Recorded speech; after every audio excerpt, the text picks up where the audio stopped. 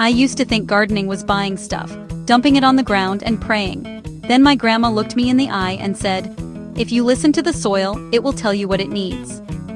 That line hit me like a spark. This is where she always began. Soil. Not dirt. Dirt is what you sweep off the porch. Soil is alive. It's a busy little town under your feet with workers, roads, and kitchens. And when you feed that town, your plants say thank you with strong leaves, bright flowers, and food that tastes like sunshine. Grandma would scoop up a handful and breathe it in like fresh bread.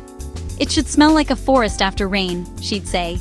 If it smelled flat or a little sour, she didn't panic or run to buy something strong. She fed it. Compost was her favorite meal. Banana peels, coffee grounds, crushed eggshells, carrot tops. Simple scraps turned into something rich and crumbly. She kept the pile as moist as a wrung-out sponge and gave it a stir now and then. No rush, no stress. Compost is a promise to your future, she told me. When it was ready, she spread a thin, even layer on top of the beds, like frosting a cake with a light hand. "Enough is plenty," she'd say. "Let the soil breathe." She taught me to look for worms like a good luck sign. Worms were tiny farmhands that never called in sick. If we saw a lot, we cheered. If we didn't, we asked why. Was the ground too dry? Too hard? We never stomped through the beds. We kept to paths so the root zones stayed loose. Sometimes she'd slide a garden fork into the top few inches and gently rock it back to let in air. No deep wild digging that tears up all the homes down there. "Roots and worms need to breathe like we do," she said. "Give them air and they'll give you food." Water to her was not a power wash. It was a calm sip. Early morning, slow and steady at the base, until the soil felt cool and damp. She used the finger test. Push a finger into the first knuckle. Dry? Water? Damp? Wait. Simple beats guesswork. After new plants settled in, she tucked in mulch, dry leaves, straw, or grass clippings that had sat in the sun. Mulch kept the ground cool, held water, and blocked weeds from stealing the show. She'd grin and say, "Mulch is shade for your soil. Shade is kindness." Bare soil, she warned, is a sunburn waiting to happen. Here's the quiet magic she gave me. This isn't about buying a cart full of products. It's about paying attention. Smell the soil, touch it, watch for worms, water before the day gets hot, feed with compost when the color fades. Do these small things, and the garden starts talking back. Leaves stand taller. New growth comes clean and steady. Birds show up. Bees wander in. You feel the shift the way she did, and you know you've moved from dirt to soil, from guessing to listening. That's the doorway to everything good will grow next, and once you hear that soil voice, you won't ever want to stop. Seeds were tiny stories to her, and she treated each one like a note from a friend. She kept them in old envelopes, names scribbled in pencil, tucked in a small tin that clicked when you opened it. "These remember," she'd say. "They remember your yard, your heat, your hands." She liked open-pollinated kinds because you could save seed and get the same plant next year. Hybrids had their place, she said, but if you fall in love with a taste and want to keep it, pick something you can save. She chose with her mouth first: tomatoes that tasted like sunshine, cucumbers that snapped clean, beans that stayed tender. Then she checked simple traits. Does it handle heat, fight off common problems, and grow well in our short or long season? "Grow what you crave," she told me. "If you don't crave it, you won't watch it." Starting seeds was a calm, steady job. She used a light mix that drained well, not heavy garden soil. She moistened it first so it felt like a wrung-out sponge. Seeds don't want a swamp. They want a hug. She pressed them in at the right depth. Tiny seeds barely covered, bigger ones a little deeper. "As deep as the seed is wide," was her quick rule when she didn't want to think too hard. She labeled every tray the moment she sowed. No guessing later. Guessing leads to trouble. Light was non-negotiable. By a bright window, she turned the trays each day so seedlings didn't lean. If the light was weak, she set a simple lamp a few inches above the leaves and raised it as they grew. Warmth helped most seeds wake up, but once they sprouted, she kept them a bit cooler to grow stout, not leggy. If stems stretched, she lowered the light and brushed her hand over the tops each day to mimic a breeze. "Teach them to stand," she'd say, smiling. Water was the same gentle rule as outdoors, even and slow. She watered from the bottom when she could, letting the tray drink for a few minutes, then poured off extra so roots got air. To dodge that fuzzy stem rot, she spaced seedlings so air could move and didn't let them sit soaked and cold. When they grew their first true leaves, she fed them a weak compost tea, just a hint, never a blast. a whisper, not a shout. She didn't rush to transplant. First, she pricked out the strongest starts into roomier cells, setting tomatoes a bit deeper so they could root along the stem, but keeping greens at the same level. She touched roots like they were lace. If a root snapped, she didn't fuss. Plants forgive more than we think. A small fan on low helped them grow sturdy. Each week she ran a fingertip over the soil to judge water, never the calendar alone. Hardening off was her secret handshake with the season. About a week before planting out, she took the trays outside for a couple hours. Bright shade first, then a little sun, then a little wind. Each day a bit longer. If a day turned wild, hot gusts or sudden chill, she pulled them back in. We build them up, we don't throw them in. When it was time, she planted on a calm afternoon or a soft evening, watered each hole before and after, and tucked in a thin mulch once the seedlings settled. She spaced plants for air and ease, even when the bed looked bare at first. Crowding is greed, she'd remind me. She set a simple rhythm: sow a pinch of lettuce every 2 weeks, tuck radishes between slow growers, follow peas with beans. Seeds were not one big event. They were a steady drip that kept the garden full without stress. After each sowing, she made a tiny note, date, weather, and a mark for how fast they sprouted. Later, she'd star the winners and cross out the fussy ones. And when a seed didn't sprout, she didn't take it personal. She checked the basics. Was it too deep, too dry, too cold? Then tried again with a fresh batch. Some notes don't play the first time, she'd say, tapping the seed tin. But the song is worth it. She taught me that plants are neighbors, not loners. You don't just fill a bed and hope. You set the table so everyone gets along. Tomatoes got basil at their feet because basil lifted the flavor and the mood. Beans stood near marigolds because marigolds wore bright smiles and kept trouble small. She tucked flowers in every corner: calendula, nasturtiums, alyssum, because blooms bring bees, and bees bring fruit.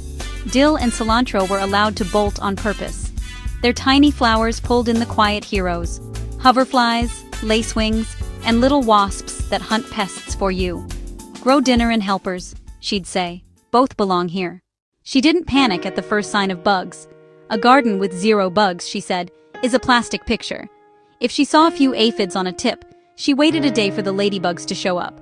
If the party got rowdy, she gave one calm push, a soft blast of water to knock them off.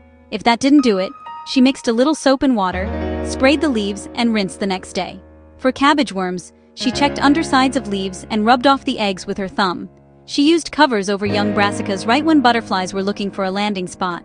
Cutworms? She slipped a cardboard collar around each tender stem like a tiny shield. Use the lowest push that works, she told me. We're not here to win a war, we're here to keep peace. Air was as important as water. She spaced plants so wind could move through and keep leaves dry. Crowding is greed, she said, and greed rots. Even when a bed looked bare at first, she held the line.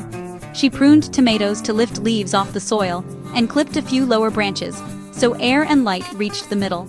She watered at the base, not on the leaves, and did it in the morning so the day could dry what it needed to.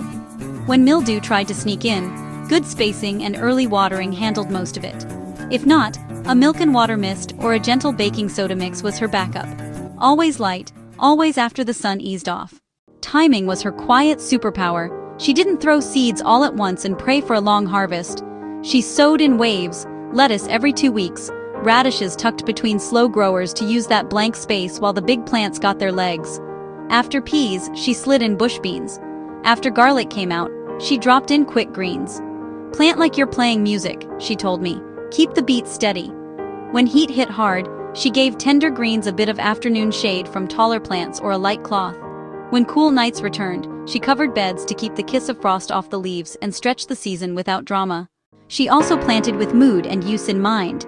Cherry tomatoes near the path for quick snacking. Herbs by the back door so dinner didn't need a trip. A row of sunflowers by the fence so bees had a runway, and kids had a reason to look up. But it was never just for looks. Beauty came from health, rich soil, right spacing, steady water, mixed plantings, and a soft hand with pests. Put those together, and the garden learns to balance itself. You'll walk out one morning and see it. Leaves clean, flowers humming, fruit setting, and the whole place working like a team. That's when you know you didn't just grow plants, you grew a neighborhood. Grandma grew food for the plate, not the photo. She picked early, when the air felt cool on your skin, and leaves were calm. She ran her thumb along a tomato and waited for that soft give that said, "Ready." She twisted, not yanked. If the stem fought, she used a snip. Peppers got clipped so the plant didn't wobble. Beans were pinched with 2 hands so vines stayed steady. She said the plant should barely notice you were there, and then keep right on growing. She had simple rules for what happened next. Tomatoes lived on the counter, never the fridge. Cold steals their voice, she'd remind me. Greens went into a damp towel and then into a container, not packed tight, just cozy. Carrots kept their tops off so they didn't pull water from the root. Cucumbers got a quick rinse and a dry. Everything else waited until cooking for a full wash so it didn't store wet. It wasn't fussy. It was just the kind of care that keeps flavor alive. Cooking was a fast dance. Hot pan, a bit of oil, garlic if we had it, a handful of chopped greens or beans or squash, salt, pepper, maybe a squeeze of lemon. She said fresh food asks for less. If tomatoes were bursting, she sliced them with basil and a drizzle of oil and called it dinner. If a fruit cracked after big rain, she cut off the rough part and made sauce. Nothing got thrown away without a second chance. She kept a pot on the stove on slow days and turned extra tomatoes into jars of simple sauce. A few herbs, a little salt, done. Winter meals tasted like July because of that pot. She shared the good stuff. A neighbor got the sweetest peaches. The mail carrier got a bag of cherry tomatoes. Kids got strawberries tucked near the path like a secret. Give the best, she'd say. Giving the worst is not giving. The garden felt bigger because of that habit, like it stretched past the fence and kept going. Seasons were the heartbeat. Spring was promise, summer was hustle, fall was thanks, winter was rest. In winter, she didn't quit. She changed gears. She sharpened tools, oiled handles, cleaned and folded row covers, and sorted the seed tin. She circled a few new things in the catalog, but never went wild. Grow only what you can love. On sunny winter days, she walked the beds, lifted a corner of mulch, smiled at worms, and checked how the earth smelled. The garden wasn't sleeping. It was quietly getting ready. Patience with action was her way. She showed up for 5 minutes most days. A quick weed pull, a small harvest, a check for eggs under leaves. She called it the 5-minute promise. Do something tiny, every day. Big jobs grew smaller because of it. When a bed got away from her, she set a small square as the goal and finished it before dinner. Finish small, she'd say. Small finishes stack up. When something failed, and it always did, she shrugged, laughed, and turned it into learning. She replaced a lost plant with a flower or a quick green and kept moving. She kept a tiny notebook with easy marks, a star for a winner, a dash for so-so, a frown for fussy. Those notes shaped next season more than any rule book. We garden in this place, she reminded me, not in a book. The last bite of every meal was thanks. Thanks to the rain, the worms, the bees, the steady hands that watered in the morning.